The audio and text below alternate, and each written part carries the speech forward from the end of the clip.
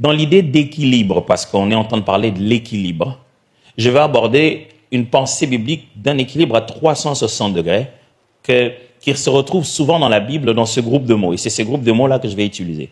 Repos de tous côtés.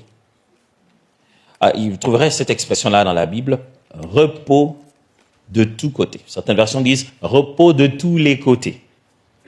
Et c'est donc ça mon titre aujourd'hui, repos de tous côtés. Alors, rien que pour que le voisin ne l'oublie pas, est-ce que tu pourrais le lui dire, s'il te plaît? Repos de tous côtés. Si tu as un voisin à qui ne le dit pas, ça veut déjà dire que tu n'as pas repos de ce côté-là. Change de côté. Merci Seigneur pour le voisin qui dit repos de tous côtés. Alors, le premier texte est dans 2 Chroniques, le deuxième livre de Chroniques au chapitre 14, à partir du premier verset. C'est là que vous trouverez d'ailleurs ce mot. 2 Chroniques, chapitre 14, verset 1. On parle d'un roi, vous savez, les chroniques, ce sont les chroniques des rois. On parle de la succession de rois dans le temps, qu'est-ce qu'ils ont fait. Et on parle d'un roi en particulier qui vient à une période où tous les rois d'Israël ils ont suivi une mauvaise voie, ils ont amené des lieux d'idolâtrie. Il y a un roi qui apparaît dès le début et qui est quand même différent, qui fait autre chose que les autres ont fait. Verset 1. Asa fit ce qui est bien et droit aux yeux de l'Éternel, son Dieu. Il fit disparaître les autels de l'étranger et les hauts lieux. Il brisa les statues et abattit les idoles. Il ordonna à Juda de rechercher l'Éternel, le Dieu de ses pères, et de pratiquer la loi et les commandements. Il fit disparaître de toutes les villes de Juda les hauts lieux et les statues consacrées au soleil. Et le royaume fut en repos devant lui. 5. Il bâtit des villes fortes en Juda, car le pays fut tranquille. Il n'y eut pas de guerre contre lui pendant ces années-là, parce que l'Éternel lui donna le repos. C'est la deuxième fois qu'on entend le mot repos. 6. Il dit à Juda, bâtissons ces villes et entourons-les des murs, de tours, des portes et des barres. Les pays est encore devant nous, car nous avons recherché l'Éternel notre Dieu. Nous l'avons recherché et nous a donné du repos de tous côtés. Ils bâtirent donc et réussirent. Vous avez vu? Repos de tous côtés. Il n'est pas le seul à le dire, d'ailleurs, dans l'histoire. Vous le verrez apparaître déjà pour David, dès le début, dans le livre de Rois. Comment, chaque fois qu'un roi cherche le Seigneur, reste dans la droiture, pour lui prouver sa bonté, sa bénédiction, sa faveur, l'Éternel lui accorde une sorte d'équilibre de vie, qu'on appelle un repos de tous côtés.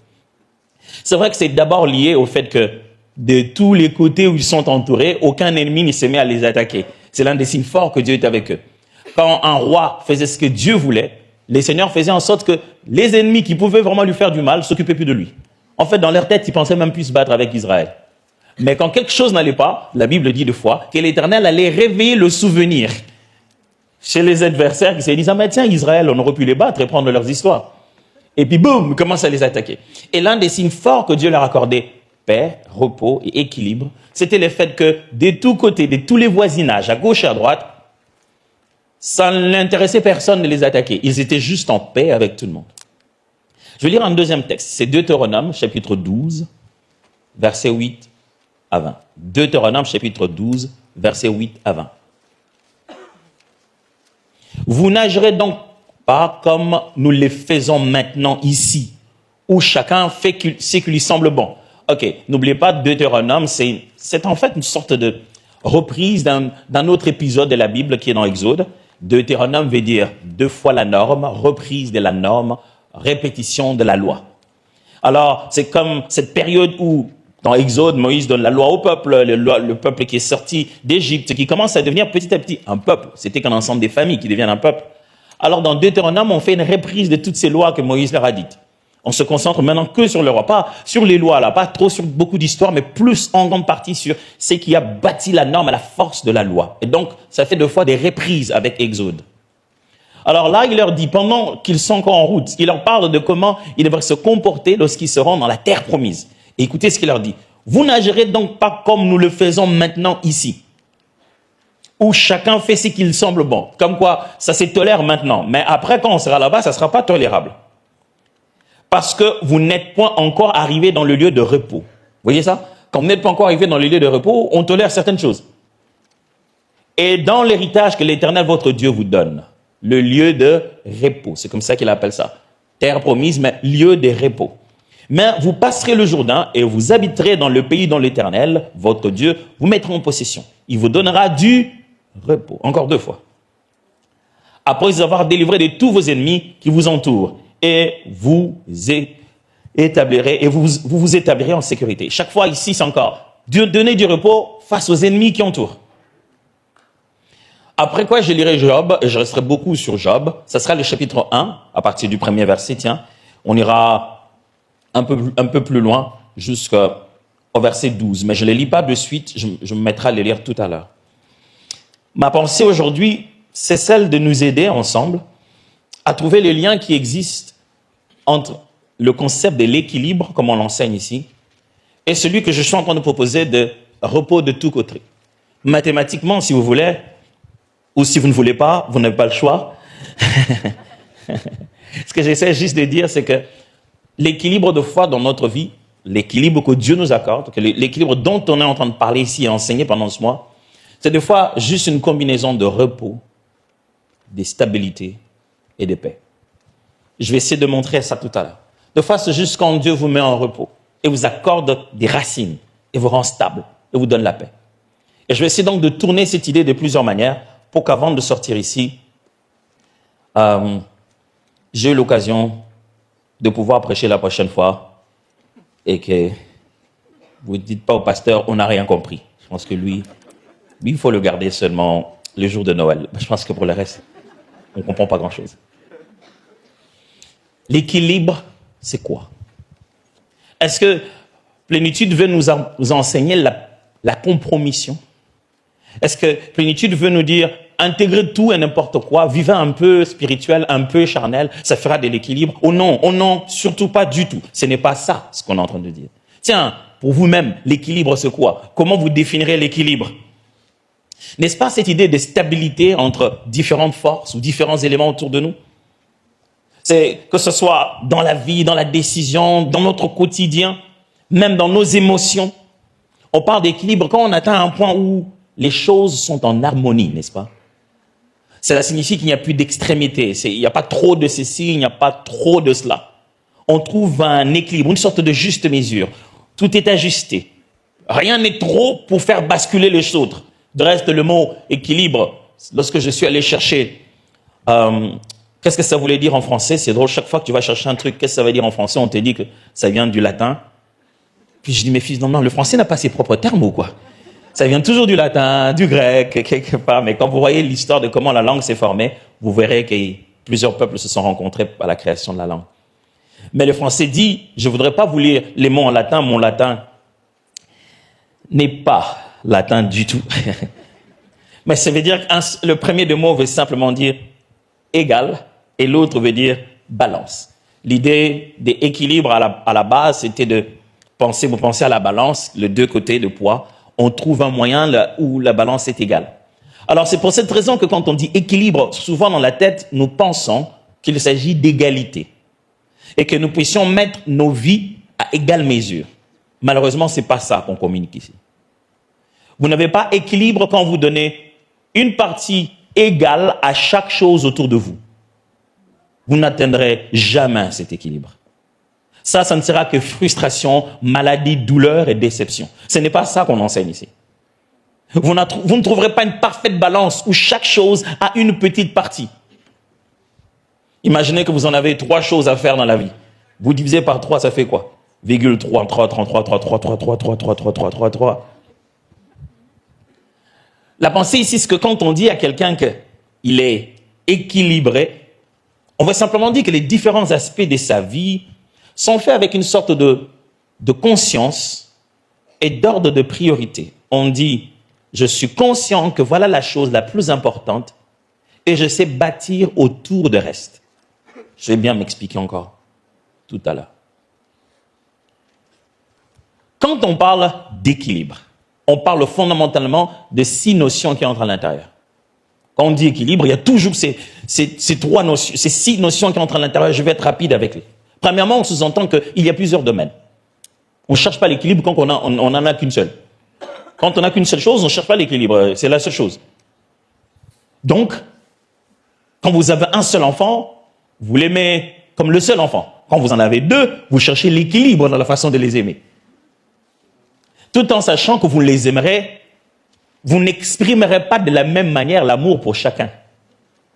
Vous donnerez à chacun le maximum d'amour, mais vous faites de votre mieux pour que, dans les différentes expressions d'amour que vous donnez à ces différents enfants, aucun d'entre eux n'ait l'impression de ne pas être assez aimé. Sans chercher chaque fois à donner à l'un ce qu'on a donné à l'autre, parce que l'un est un garçon, l'autre est une fille. Ou alors, quand on achète une robe pour tout le monde. Vous savez bien que ça ne sera pas la même chose. Ça veut simplement dire qu'on tente de trouver ici, d'exprimer la même chose, mais à ces plusieurs personnes. Donc, qui dit équilibre sous-entend toujours multiplicité des choses à faire ou multiples dimensions dans la vie. Quand on parle de vous-même et que vous devez trouver de l'équilibre, qu'est-ce que vous ne faites pas, vous, dans la vie? Quelqu'un m'a écrit, m'a dit, mais qu'est-ce que tu es en train de faire en ce moment dans ta vie? Je lui ai dit, c'est pas la bonne question. La question, c'est qu'est-ce que tu n'es pas en train de faire en ce moment dans ta vie? Parce que j'en fais de tout. Vous en faites beaucoup. Oui, beaucoup. Vous allez au travail, c'est vous qui devez sortir les poubelles. Qui a dit que les poubelles, c'est les hommes qui sortent ça? Ok, on n'entend pas ça ici aujourd'hui. Normalement, je voulais savoir si on pouvait se plaindre au Parlement pour que... Mais, d'abord, c'est au féminin, la poubelle. Mais, maman, on va toujours la sortir, la poubelle, nous. C'est la plainte des hommes, vous voyez. C'est entre nous, vous n'êtes pas là, vous en faites pas, c'est pour rire. Mais tu as ces petites choses qui ne signifient rien que quelqu'un peut prendre à ta place aussi. Mais tu en as d'autres qui te demandent que toi. Il faut que tu sois là. À l'école, quand on appelait, c'est toi qui dois aller pour l'enfant. Quand on veut faire un prélèvement sanguin, tu n'envoies pas quelqu'un qu'on prenne ton sang à ta place. Il y a à la fois des choses qu'on peut déléguer, il y en a d'autres qu'on ne peut pas déléguer. Et la vie n'est pas monochrome, elle est faite de tellement de couleurs et tous ces aspects de sa vie, c'est encore toi. Et trouver l'équilibre, ce n'est pas transformer tous ces différents aspects de ta vie en une couleur unique. Mais c'est être capable d'assumer la tunique multicolore. D'être capable d'agencer la multiplicité en respectant le côté unique de chaque chose sans que ça ne se mette en conflit avec l'autre. Dit comme ça, c'est très beau. Mais vécu, c'est pas facile. Quand on dit équilibre, on veut aussi dire, deuxièmement, qu'il y a simultanéité dans le temps et dans l'espace. C'est-à-dire qu'on cherche l'équilibre parce que ces différentes choses-là ont tendance, deux fois, à se rencontrer dans le temps et dans l'espace, et il faut choisir. C'est-à-dire qu'il y a un moment où il faut faire deux choses. Tout le temps. Et puis, des fois, il y a un endroit où il faut faire deux choses. On aimerait se dire, quand au même moment, deux d'entre les 1000 arrivent, j'ai choisi lesquels. On commence à sous-entendre ici une autre chose qui va venir, c'est l'idée de l'ordre d'importance ou des priorités. Quand on dit équilibre, on dit au milieu de toutes ces choses que tu as, laquelle vient en premier, laquelle vient en deuxième, quel est l'ordre que tu établis, quelle est la priorité, quel est le secondaire. Une chose peut être prioritaire dans ce temps et dans cet espace, et n'est pas l'être dans l'autre temps et dans l'autre espace. Vous voyez comment notre vie est très difficile. À croire que les robots veulent devenir des humains, ils n'auraient pas dû penser une chose comme ça. Puis, quatrièmement, quand on dit équilibre, on pense justement à l'idée de l'harmonie des éléments. Harmonie. Harmonie veut dire c'est ce mélange équilibré. On vit en harmonie veut dire qu'on n'est pas pareil, on est différent, mais on trouve le moyen de permettre à ce que nos différences nous nourrissent. Mais ça veut aussi dire stabilité. Quand on pense à équilibre, ça veut aussi dire trouver un point où je peux courir vite ou moins vite, je peux me déplacer sans que mes différents éléments ne puissent commencer à entrer en conflit et m'empêcher de pouvoir avancer. Je dois être stable, je dois trouver de la racine. Et bien sûr, quand on dit harmonie, on dit qu'il faut éviter des excès. Quand on dit équilibre, on dit qu'il faut éviter des excès, des extrémités inutiles. Mes amis, être un chrétien équilibré, ça ne signifie pas être un chrétien gentil. Les mots gentils dans un sens, vous en faites pas. Être un chrétien équilibré, ça ne veut pas dire que vous êtes un enfant de Dieu qui a intégré tout ce que le monde vous permet aussi d'intégrer. Non. Être un chrétien équilibré, ça ne veut pas dire que vous n'aurez pas d'extrémité, que vous ne ferez pas quelque chose que les autres trouveraient exagéré. Non. Un chrétien équilibré, c'est celui qui assume les véritables priorités bibliques. Ça signifie que c'est celui qui assume qu'en réalité, dans l'homme, c'est l'esprit. Je serai d'abord spirituel, même quand je vous semble un peu fou. Et à partir du fait que je crois que tout existe par l'invisible, que c'est Dieu qui a créé l'univers, dès là, j'enverrai mes enfants à l'école, dès là, j'irai voir un médecin, dès là, je ferai mes études, dès là, je bâtirai mes relations, de là, je trouverai la stabilité dans mon mariage. Mais là, je ne tente pas d'équilibrer, j'y vais à fond. Est-ce que vous êtes en train de suivre de quoi je parle ici? L'équilibre véritable d'un chrétien, on va le découvrir, commence lorsqu'il choisit cette position stable, que le monde ne considère pas être centriste. Le monde ne considère pas que le fait que nous soyons chrétiens, nous aimons les choses de Dieu, que nous sommes au centre. Non, il considère que nous avons pris une certaine extrémité. Il considère que nous avons, on est déjà parti dans une tendance, qu'on est déjà coloré.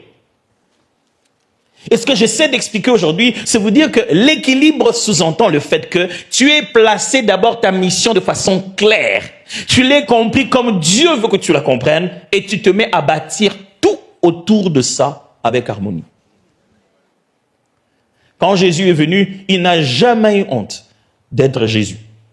Il n'a jamais essayé de faire tout pour que tout le monde l'aime. C'est comme s'il faisait d'ailleurs le contraire. Donc on avait envie de lui dire, Jésus, les pharisiens sont là, évite de les citer dans ta prédication d'aujourd'hui, mais ça faisait rien. C'est comme si vous l'avez énervé, quoi. C'est comme si vous l'avez provoqué. Les hypocrites. J'imagine les disciples. Faut pas dire ça en public.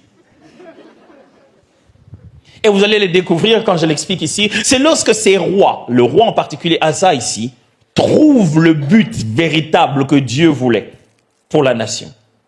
Quand son cœur se rattache à Dieu, le reste commence à se bâtir tout autour. Croyez-moi, vous aurez fait toutes sortes d'exercices pour la paix émotionnelle, pour le calme de votre homme intérieur. Et restez déséquilibré tant que vous ne savez pas votre raison d'exister. Tant que vous ne comprenez pas pourquoi Dieu vous a appelé, vous aurez un emploi du temps très bien réparti, mais une vie complètement déséquilibrée. Vous vous poserez la question, j'ai du temps pour moi-même, je vais au spa chaque samedi, je fais le sport, mais pourquoi ma vie va toujours un peu en pente? Ce n'est pas votre emploi du temps qu'on essaie d'équilibrer. Ce qu'on essaie d'équilibrer, c'est l'ordre divin des esprits, âme et corps dans l'humain. Je vais répéter ça. L'équilibre qu'on essaie de communiquer ici, que vous puissiez savoir comment Dieu ordonne ces trois aspects de votre vie. Qu'est-ce qui est primordial, secondaire et tertiaire? Qu'est-ce qui est le centre autour duquel on bâtit les restes?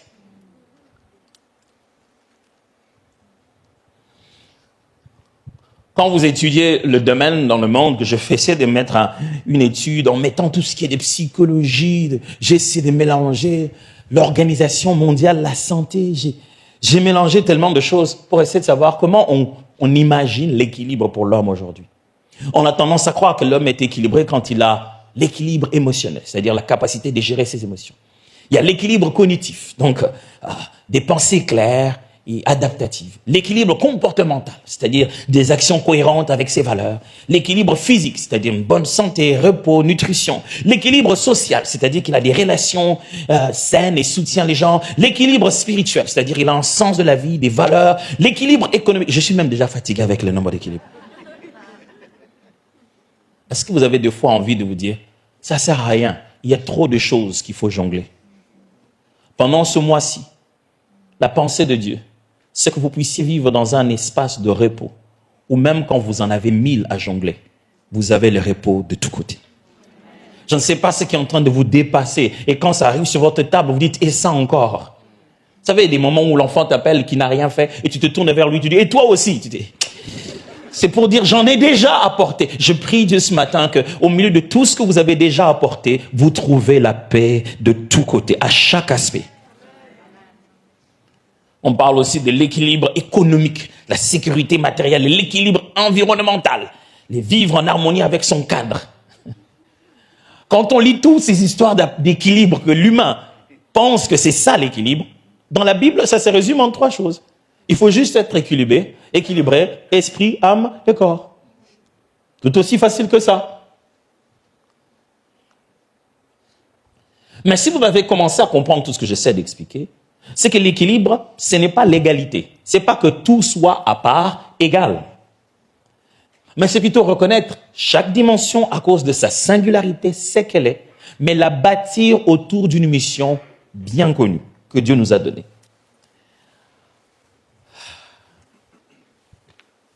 Je m'en vais finir petit à petit. Pourquoi je lis tout ça? Je vous ai lu un texte d'un roi qui vient succéder d'autres rois qui ont déjà commis beaucoup d'erreurs. Il y avait des lieux de culte que Dieu n'avait pas permis. L'histoire, je ne vais pas rentrer là-dedans, comment tout s'est créé. Mais Asa arrive, il prend la place. Asa, il décide de corriger les choses. Il va détruire des idoles, il va détruire des lieux où les gens rendaient des cultes à des faux dieux, entre autres un dieu soleil. Et ça, c'était quelque chose que Dieu attendait de la part d'un roi. Il l'a fait. Il a demandé au peuple d'Israël, cherchons Dieu dans la vérité. En particulier, lui ici, il dirigeait le royaume de Juda. Il dit, cherchons Dieu dans la vérité. Et se sont mis à chercher Dieu, automatiquement, la stabilité, la paix est arrivée. Ça a été le bon moment pour lui de se mettre à bâtir de nouvelles villes. Il a commencé à construire, il a commencé à faire des choses parce que Dieu leur a donné la paix. Dès qu'ils sont équilibrés, dès que Dieu leur a donné cette paix, ces repos, et que l'équilibre est revenu, ils commencent à construire. Mes amis, des fois, on a l'impression, qu'est-ce qu'on a fait de ma vie? Qu'est-ce que j'ai fait de ma vie? Qu'est-ce que j'ai bâti dans ma vie? J'ai eu de l'argent, mais l'argent est parti dans tous les sens. Quand vous n'êtes pas équilibré, même quand on vous donne des millions, vous allez déséquilibrer les millions. Ce n'est pas l'argent qui vous manque, c'est l'équilibre qui vous manque. Et Jésus va vous donner cet équilibre et vous vous rendez compte qu'il vous a toujours béni.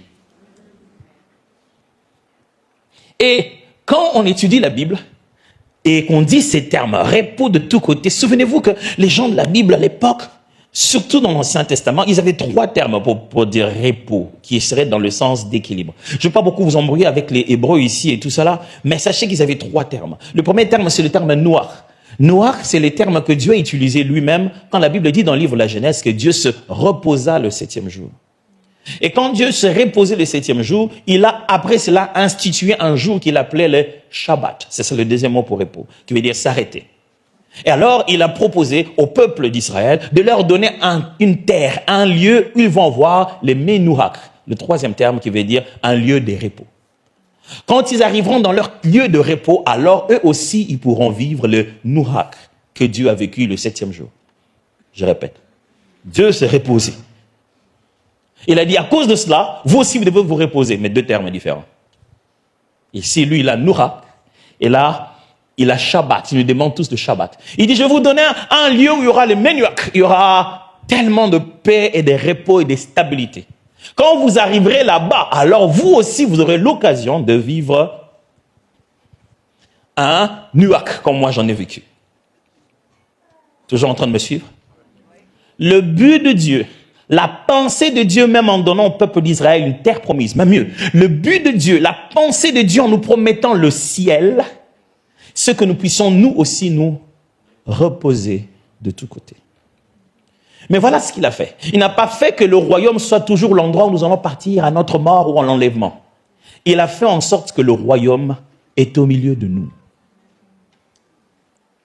Et que ce lieu de paix, cette destination finale pour les uns, n'est plus juste un endroit où nous allons. La Bible nous enseigne que c'est un royaume dans lequel nous vivons déjà ici-bas. Ce qui signifie que nous pourrons commencer déjà à jouir de son repos, comme dit la Bible. Nous pouvons déjà accéder dans ce repos de tous côtés, dès à présent. Repos de tous côtés. Ma prière pour vous, mes frères et sœurs, c'est que ce soit pour votre santé, qu'il n'y ait rien qui vienne vous alarmer. Que ce soit pour vos finances, qu'il n'y ait rien qui vous empêche de dormir la nuit. Que ce soit pour votre famille, qu'il n'y ait rien qui vous fasse faire des calculs que vous n'avez jamais pensé faire dans votre vie. Que ce soit même dans les moindres de petits détails de votre vie. En vous réveillant le matin, quand vous dites merci à Dieu, que ça soit sans aucune douleur profonde dans votre cœur. Que l'Éternel vous permette autant de beaucoup prier, autant de ne pas manquer de payer vos engagements. Je ne voudrais pas que vous soyez des chrétiens plongés dans la prière, qui cherchent la sincérité de la présence de Dieu, que pour lequel le bailleur se plaint chaque fin du mois, parce qu'il paye toujours l'autre mois à la fin de l'autre mois, parce que Dieu doit pourvoir en fin de compte. Je prie pour vous, que vous ne soyez pas des chrétiens parlant en langue, cherchant la face de Dieu, mais dont les parents se plaignent tout le temps parce qu'il est incapable de prendre soin des fils que d'une responsabilité à la maison. Il entre dans la chambre, il sort, il part, il entre dans la chambre, il sort, il part. Il ne se rend même pas compte qu'il peut mettre ses propres habits dans la machine pour les nettoyer gratuitement. Vous n'êtes pas équilibré. Si vous voyez les anges dans la gloire, et vous ne vous rendez pas compte de la saleté de vos habits. Ce n'est pas de l'équilibre. Ma prière pour moi, c'est que vous soyez un chrétien tellement équilibré, qui aime l'adoration, qui aime rester dans la présence de Dieu, qui lève ses mains, qui glorifie le Seigneur, et dont les collègues au travail sont à l'aise de vivre avec lui, ne se plaignent pas de ses paroles méchantes. Ça, c'est un chrétien équilibré. Pas quelqu'un qui loue Dieu et qui s'est fait des ennemis au travail. Pas quelqu'un, je prie Dieu, vous soyez un chrétien qui glorifie le Seigneur, qui le loue, qui aime la présence de Dieu, mais quelqu'un qui veille aussi sur son assiette. Qu'est-ce que vous vous apprêtez à manger? Parce que plus de 90% de nos maladies viennent de nos propres assiettes. Il y a des mélanges qui sont bonnes pour la langue, mais mauvaises pour la santé. Ça goûte bon, mais ça tue. Que vous trouvez l'équilibre de vivre tout ça en harmonie. Est-ce que c'est intéressant, ça? Pourquoi c'est si intéressant? Pourquoi on doit vous enseigner sur l'équilibre et qu'il me reste quelques minutes et que je prends tout mon temps comme si j'avais toute la journée? Parce que je veux vous communiquer l'équilibre. Je ne sais pas si ça marche. Parce que, sachez-le bien que l'équilibre est la force d'un homme spirituel. Le diable le sait. Le diable sait que l'équilibre fait partie des choses qui sont si fortes qui nous maintiennent en Dieu. Maintenant, il y a eu un jour un débat entre le diable et Dieu. Voilà, il y avait le Fils de Dieu qui se mettait ensemble, puis il y avait le diable dedans. Je ne vais pas vous expliquer l'histoire des Fils de Dieu là. Et c'est Dieu qui commence. Il voit le diable et dit, ah Satan, est-ce que tu as vu mon fils Job? Je suis sûr que si Dieu fait de toi une conversation avec Satan, je ne sais pas comment tu vas te sentir.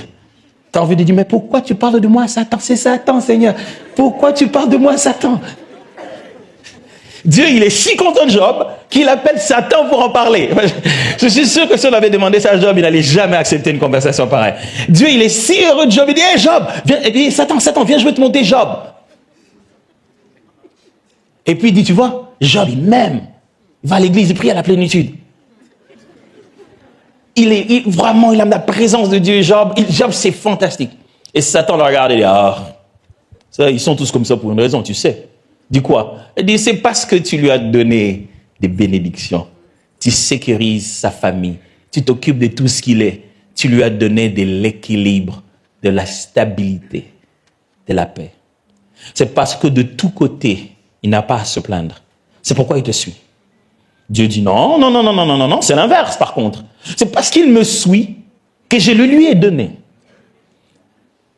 Vous savez que vous êtes déséquilibré quand vos conséquences deviennent votre poursuite. Quand ce qui devait vous être donné par-dessus devient la chose que vous cherchez principalement. Dieu essaie d'expliquer à Satan, il dit non, c'est l'inverse. En fait, lui, il me cherche. Puisqu'il me cherche, moi, j'ai trouvé ça cool. Je dis, attends, j'apprends ça aussi. Ça te donne la vie. Satan dit non, c'est pas ça. Ok. Puisqu'ils se battent et le débat est centré maintenant sur les différents aspects de la vie de Job. Le débat entre Dieu et Satan, c'est oui ou non si on lui enlève ça. Si on lui fait partir de la paix de tous côtés, va-t-il subsister? Dieu a compris que le débat était fort. Il dit, ok, on va arrêter ces débats. Vas-y, va l'attaquer. Prends tout ce qui est à lui. Vous allez lire tout à l'heure avec moi, vous allez voir que c'est très beau à lire. Dieu et le diable appellent les choses que Job a les choses qui lui appartiennent. Je ne sais pas si vous entendez ça. Même Dieu ne dit pas les enfants que je lui ai donnés. Non, Dieu dit ses enfants. Sachez-le bien, quand Dieu nous donne les choses, c'est pas comme s'il tire les ficelles de l'autre côté. Il le considère un don. C'est maintenant à toi. Je ne sais pas si tu comprends de quoi je parle. Les enfants là sont maintenant à toi. La santé là est maintenant à toi. Et c'est pour cette raison que quand Dieu parle à Satan, il dit oh, on ne touche pas, c'est à lui. Je dois te permettre de toucher. Il dit vas-y, touche, mais ne touche pas. Job 1. Il y avait dans le pays un homme qui s'appelait Job. Et cet homme était intègre et droit. Il craignait Dieu et s'est détourné du mal. Il lui naquit 7 fils et 3 filles. Vous avez fait le chiffre 10. Il gérait une famille de 10 membres. Moi, j'en ai que 4. Bon, je ne vais pas parler de mes problèmes. Il gérait une famille de 10 personnes. Il y a de quoi chercher de l'équilibre. Il possédait 7000 brebis. Ah, on parle de différents aspects. Il avait 7000 brebis. C'est une grosse entreprise, je vous assure. 3000 chameaux. Quel charroi automobile? Combien d'assurance? Chaque année, il paie à la sac. Non, ça, c'est une autre affaire. Alors, 500 paires de bœufs. 500 ânes. Et un très grand nombre de serviteurs. À part le matériel, il y avait la ressource humaine qui devait gérer. Et cet homme était le plus considérable de tous les fils de l'Orient. Et la réputation qui vient avec. Ses fils allaient les uns chez les autres et donnaient tour à tour un festin. Ils invitaient leurs 3 sœurs à manger et à boire avec eux. Et quand les jours de festin étaient passés, Job appelait et sanctifiait ses fils. Or, il fait de la pastorale, il est sacrificateur de sa propre maison. Puis, il s'est levé de bon matin et offrait pour chacun d'eux un holocauste, c'est-à-dire 10 offrandes. Pour les péchés que les autres se sont tapés, moi, papa, ok, c'est pas grave. Je sens la colère paternelle qui monte là. Mais vous imaginez, c'est comme ça qu'il vivait sa vie. Il doit gérer les enfants. Il doit gérer ce que les enfants ont laissé après. Il doit gérer des milliers de... Ce monsieur, il avait tellement de fronts dans sa vie. Je ne sais pas si ça vous arrive d'avoir l'impression que vous avez trop de fronts dans la vie. Vous avez juste envie qu'on vous donne un peu un repos. Job, il avait ça aussi. Puis il s'est levé de bon matin et offrait pour chacun d'eux un holocauste. Car Job disait, peut-être mes fils ont-ils péché, ils ont offensé Dieu dans leur cœur. C'est ainsi que Job avait coutume d'agir. Donc, le monsieur, non seulement il sait qu'il craint Dieu, il s'est rendu même responsable de la crainte des dieux dans la vie de ses enfants. C'est beaucoup ça. Hein? Un jour, je me suis réveillé, j'ai eu une grande illumination. Je me suis rendu compte que je venais de me créer 4 sujets de prière à vie. Et j'ai prié pendant qu'ils étaient dans le ventre pour qu'ils viennent sans tuer ma femme, que chacun d'eux vienne.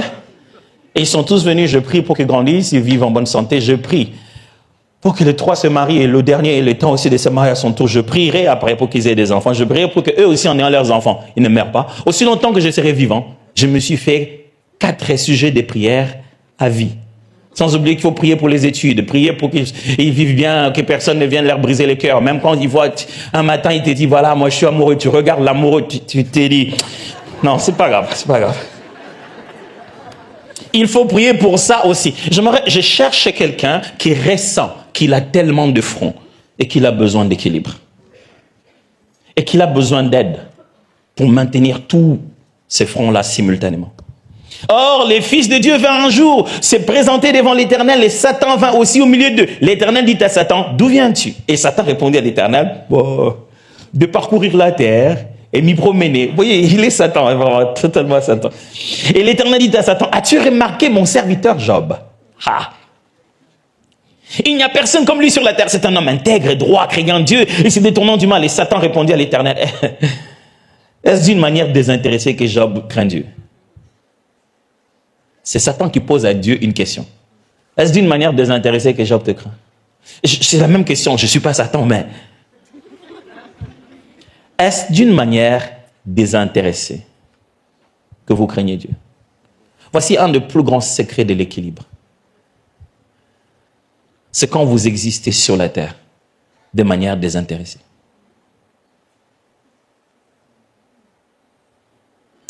Vous allez le découvrir. Et Satan Satan répondit à l'Éternel d'une manière désintéressée que Job craint. Ne l'as-tu pas protégé, lui, sa maison et tout ce qui est à lui. Tu as béni l'œuvre de ses mains et ses troupeaux. Ce troupeau couvre le pays. Mais étends ta main, touche à tout ce qui lui appartient. Et je suis sûr qu'il te maudira. Le diable est sûr. Il me rappelle vraiment ChatGPT. Quand il est même dans l'erreur, il est très sûr. Le diable est sûr. Il a dit, si tu fais ça, il va te maudire en face. L'Éternel dit à Satan, voici tout ce qui lui appartient. Je te le livre. Seulement, ne porte pas la main sur lui. Et Satan se retira devant la maison, devant la face de l'Éternel. Est-ce que vous avez entendu la phrase de Dieu? Il dit, voici tout ce qui lui appartient. Mais ne mets pas la main sur lui. Je m'en répéter ça. Ça va vous sembler cruel, mais c'est la vérité. Je vais être sûr que vous êtes préparés à ça parce que moi, je suis sur le point de finir. Je vous ai prévenu. Comme ça, vous n'allez pas dire au pasteur que non. Celui-là qui prêche et qui dit des choses trop difficiles. Ces derniers temps, je ne suis pas prêt à l'écouter. Si celui qui prêche les dimanches, préviens-moi après que je vienne. Je veux dire quelque chose de très... Alors, ouf. Je me suis préparé moi-même à les dire. Peut-être pour ça que je suis prêt.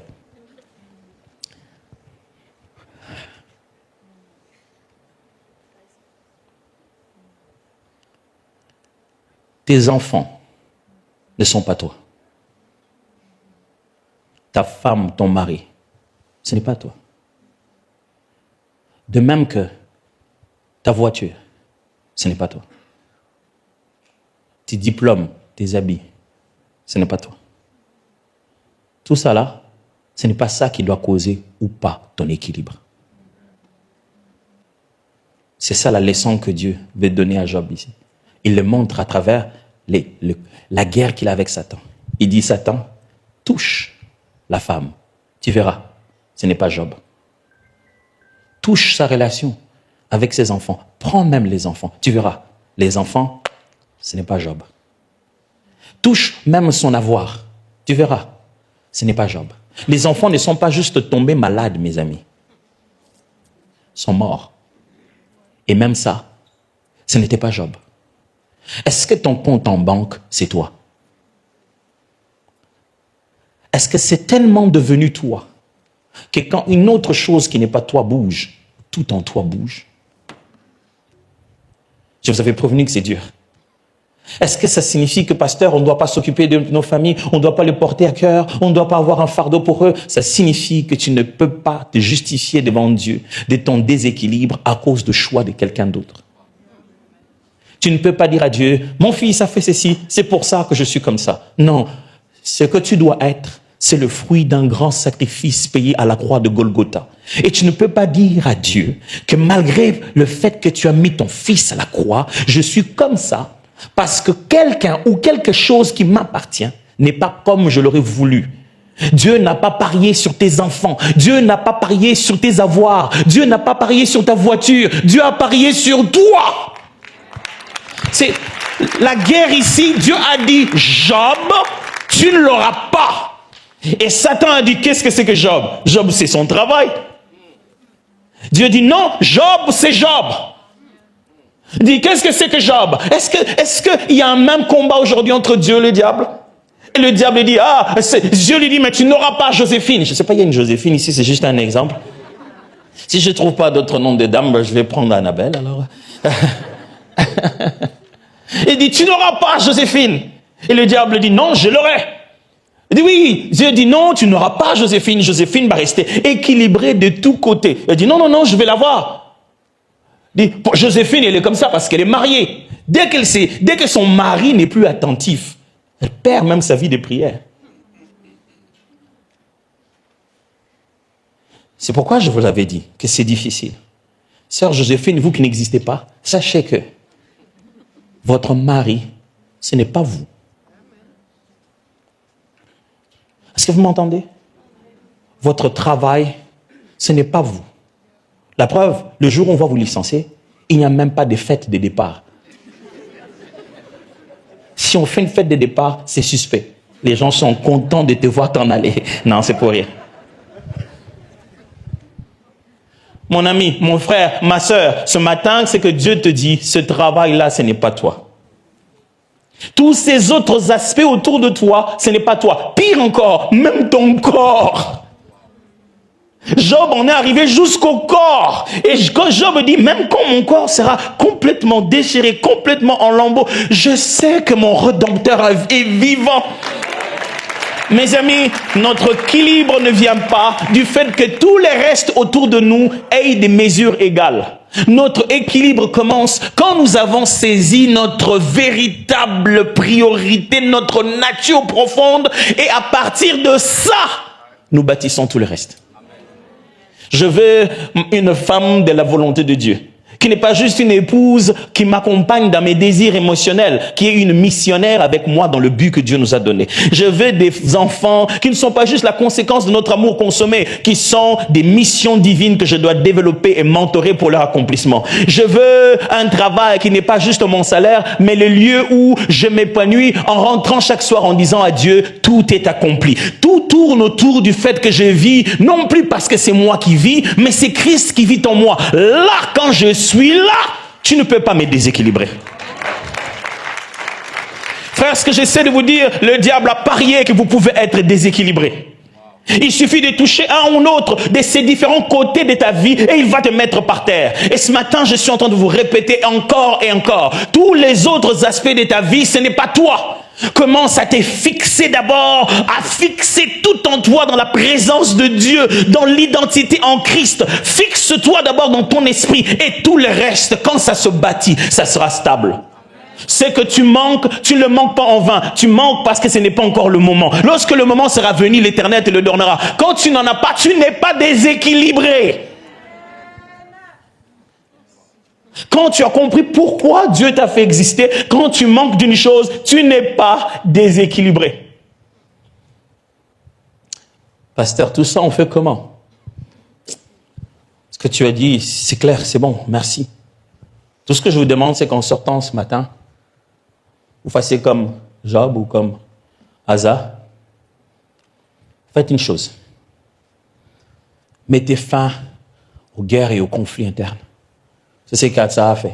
Il est allé, il a mis fin aux guerres. Il a massacré les ennemis qu'il ne fallait pas avoir tout autour. Vous ne trouverez pas d'équilibre quand vous êtes divisé en vous-même. Jusqu'à quel point vous êtes chrétien. Le pasteur l'a dit si bien ici. Vous l'êtes ou vous ne l'êtes pas?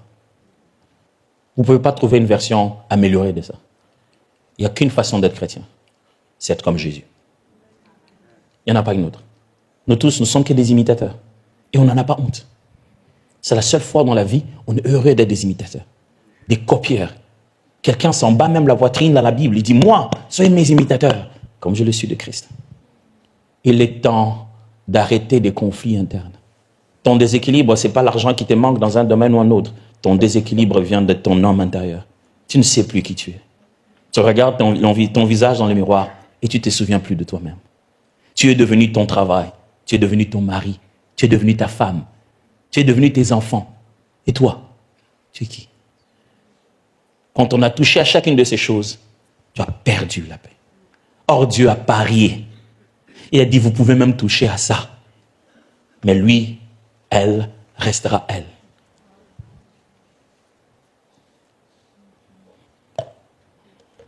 J'en ai déjà pris du temps.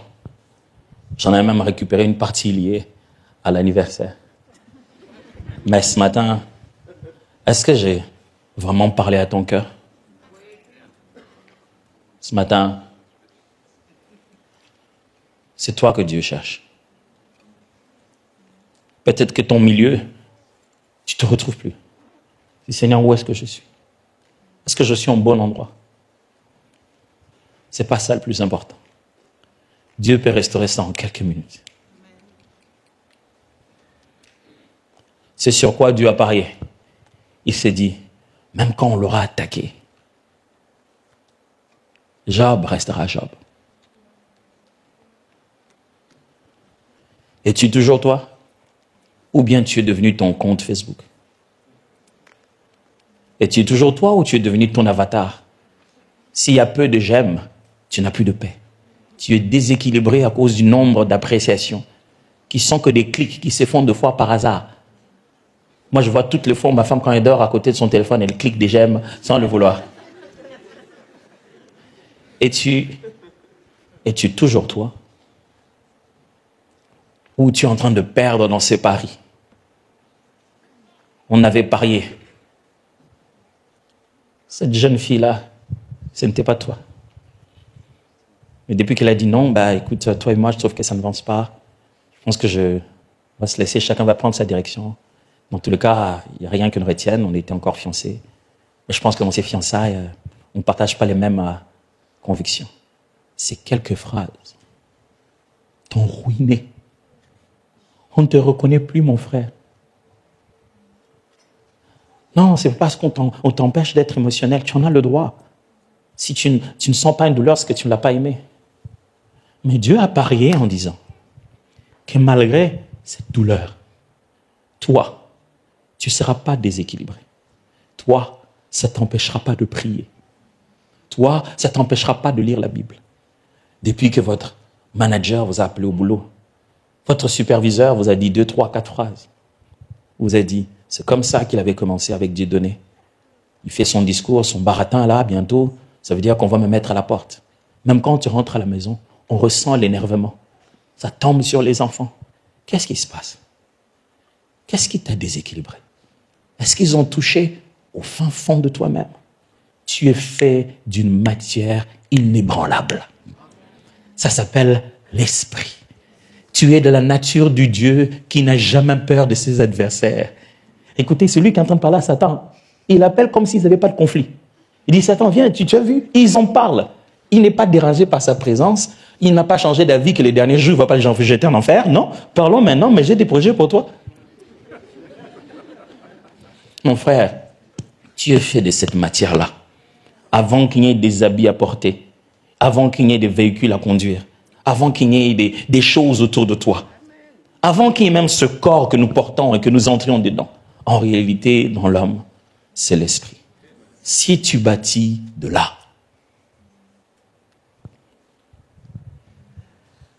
on a compris ce matin ensemble. Je sens que quelqu'un pousse un grand cri à Dieu et dit, Seigneur, je vais rester moi. Ou même que quelqu'un d'autre devrait dire, Seigneur, je vais redevenir moi. Tout autour de moi a commencé à donner mon identité, je ne sais plus ce que je suis. Est-ce que je peux redevenir moi? Je veux te regarder et voir qui je suis. Je veux voir qui je suis en toi. C'est à partir de là que je suis inébranlable.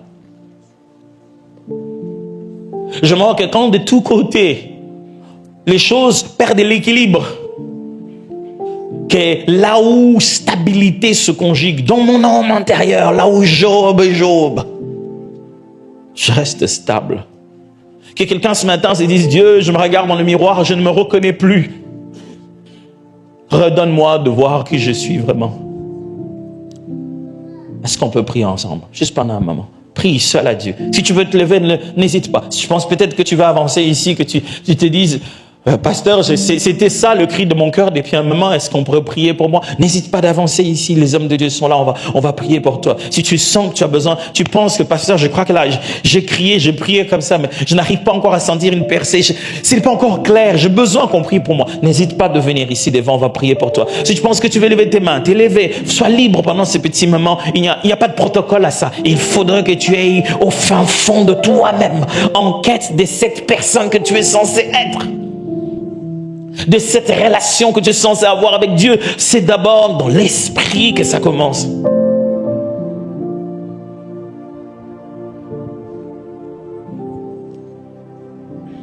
Vas-y, élève la voix, parle à Dieu pendant un moment.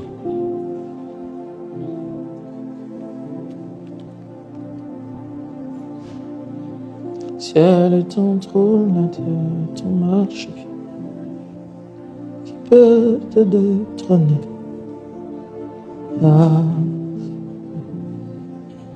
Dieu restaure quelqu'un ce matin. Le ciel est ton trône, la terre est ton marchepied, qui peut te détrôner.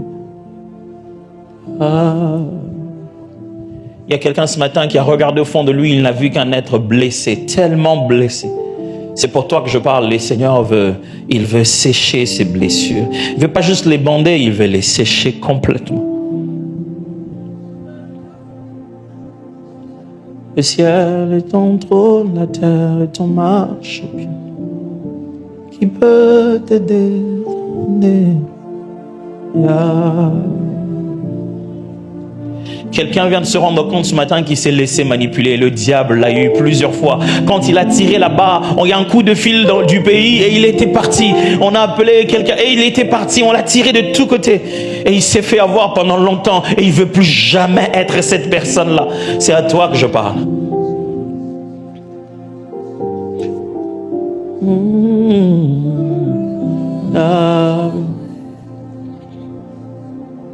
Le ciel est ton trône, la terre ton marchepied. Qui peut te détrôner? Je parle aussi à quelqu'un qui s'était dit, mais où partait mon argent? J'en avais moi de l'argent, mais j'ai l'impression que j'ai rien fait avec. Et il a découvert où se trouvait le déséquilibre, par où tout cela partait. C'est ce que sa relation personnelle, son identité profonde était en panne. Quelque chose ne marchait pas à l'intérieur. C'était pas le montant, c'était pas les dépenses, c'était l'équilibre intérieur qui n'avait plus. C'est à toi que je parle ce matin. Oui, le ciel est ton trône, la terre est ton marche. Qui peut te détrôner? Je parle aussi à quelqu'un qui a besoin d'une orientation dans sa vocation, qui parle à Dieu et dit, Dieu, montre-moi, où est-ce que ça doit être? Je veux savoir ce que tu attends de moi. Il y a tellement d'options, il y a tellement de possibilités que je n'arrive pas à lever l'option qu'il faut. C'est beaucoup de choses en même temps. Je veux que ça soit précis, centré. Et Dieu aujourd'hui te disait, rentre dans l'identité de qui est-ce que je fais de toi que tu es censé être. C'est à toi que je parle. Tu n'es pas perdu. Lui, il ne t'a pas perdu. Le ciel est ton trône, la terre est ton marchepied. Qui peut te détrôner? Le ciel est ton trône, la terre est ton marchepied. Ne ratez pas ce moment, je voyais comme si Dieu faisait couler une eau fraîche, une eau qui est en train à la fois de purifier, de balayer, mais aussi de rafraîchir le cœur. Reçois ce que Dieu te donne ce matin. Quelque chose qui va changer complètement ta vie, qui va changer complètement ta façon de voir tes lendemains. Dieu fait quelque chose dans ton cœur. Ciel, le trône, terre, marchepied. La terre est ton marchepied. Qui peut te détrôner, Yahweh? Les enfants ne sont pas toi, le travail n'est pas toi, le mari n'est pas toi. Comment toi tu t'es perdu? Tu es devenu qui? Job, j'ai parié sur toi. Oui, le ciel est ton trône. Pendant que vous venez, les hommes de Dieu sont en train de prier pour vous. Qui peut te détrôner, Yahweh? Le ciel est ton trône.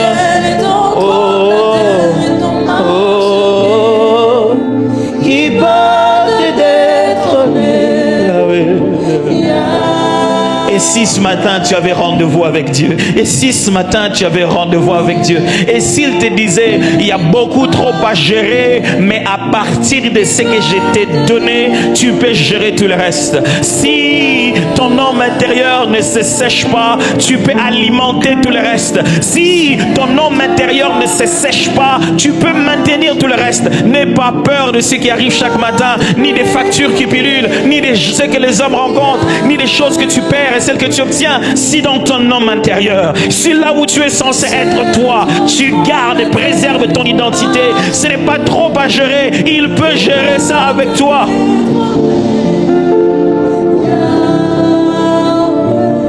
Oui, le ciel est ton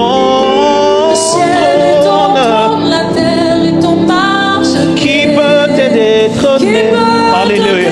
Oui, Yahweh.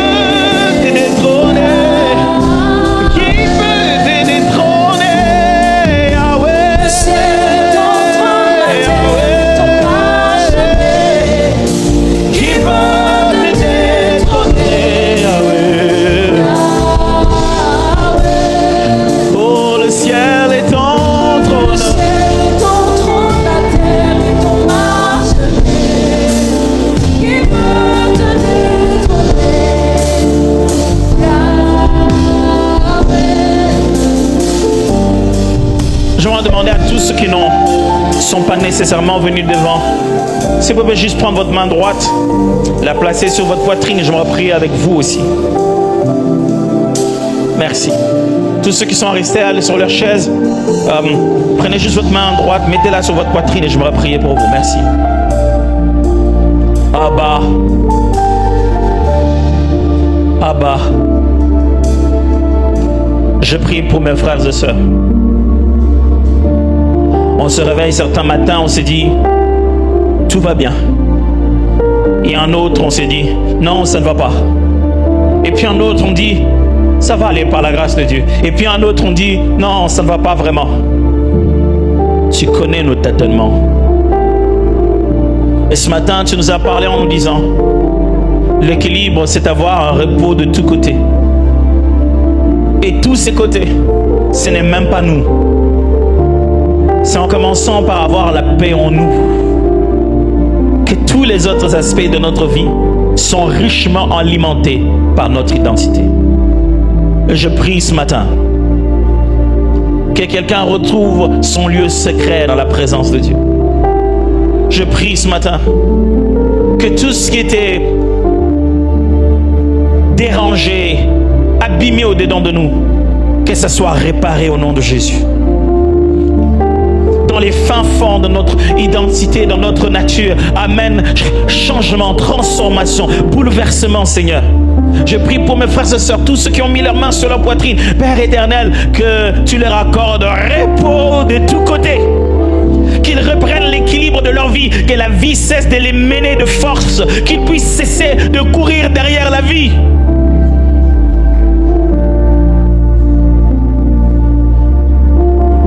Je prie ce soir, Seigneur, ce matin plutôt, je prie que chacun de nous retrouve cette place de sa vie où il ne subit pas sa vie, où il n'est pas comme spectateur des choses qui lui arrivent, qu'il retrouve cette place de sa vie où il est conduit par l'Esprit et plus que vainqueur au quotidien. Je prie ce matin, Seigneur, que tous ces aspects qu'on a tenté nous-mêmes de conduire avec nos efforts, d'essayer de maîtriser, d'établir des stratégies, de faire des choses qui n'ont pas marché dans tous les cas, que tous ces différents aspects se prosternent devant toi. Que ça se prosterne devant toi. Que ça se prosterne devant toi. Que ceux qui n'arrivaient pas à nous obéir, nous obéissent pendant que nous sommes à genoux à tes pieds.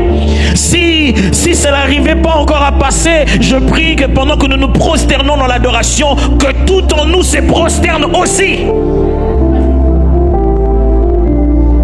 Que tu reconnaisses la Seigneurie de Jésus, car personne ne peut le détrôner.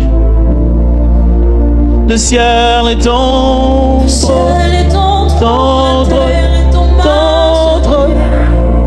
qui peut te détrôner, Yahweh.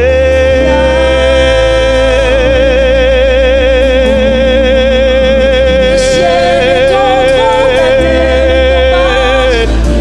trône, qui peut te détrôner.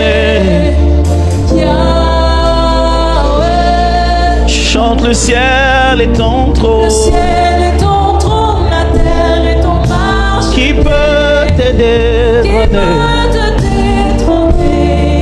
Yahweh. Yahweh. Le ciel est ton trône. Le ciel est ton trône, la terre est ton marche. Qui peut te détrôner?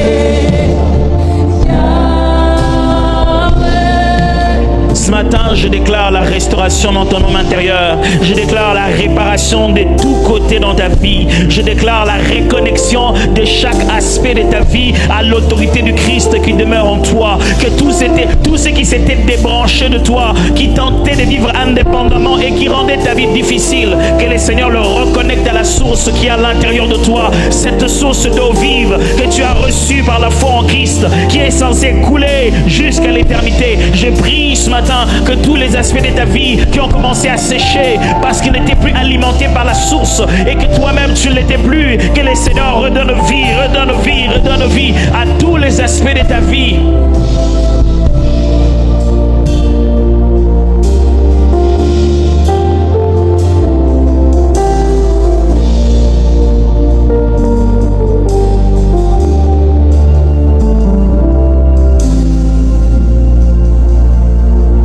Oui, levons tous nos mains vers lui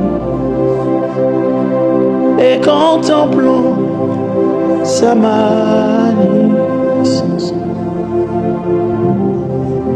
Jésus, le prince glorieux. Oui, acclamons le roi, car tout pouvoir lui a été donné. Jésus, le prince glorieux. Que tout genou fléchisse. Yes, Lord. Que toute langue confesse que Jésus-Christ est Seigneur. Que les nations proclament la gloire de notre Seigneur, car il est digne de gloire. Chantons, oui. Oui, levons tous nos mains vers lui. Et quand sa magnificence, oh Jésus, le prince glorieux.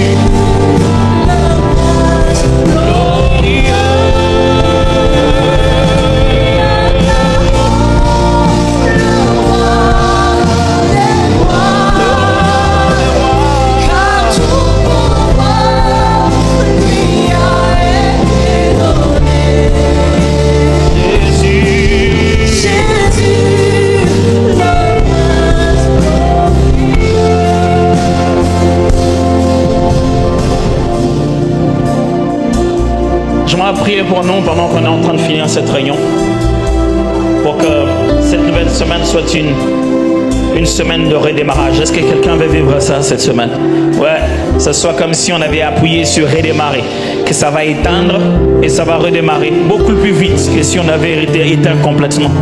Seigneur, je prie ce matin qu'au courant de cette semaine, nous subissons ce redémarrage. Redémarrage dans nos vies de prière, redémarrage dans notre vie de sanctification, redémarrage dans notre façon de considérer les choses qui nous entourent, redémarrage au travail, dans la santé, redémarrage dans tous les aspects qui sont connectés à notre existence. Fais-nous vivre un redémarrage, que ça s'éteigne, mais que ça s'allume après, et que ça soit rempli de paix et de paix de tous côtés. Je prie que la saison de paix de tous côtés arrive, paix mentale, paix paix dans le cœur, équilibre dans la santé, équilibre économique, financier, équilibre dans les relations. Seigneur, je prie que cette semaine soit la semaine où ces choses vont s'accomplir au milieu de nous. J'entends, oui, les montagnes.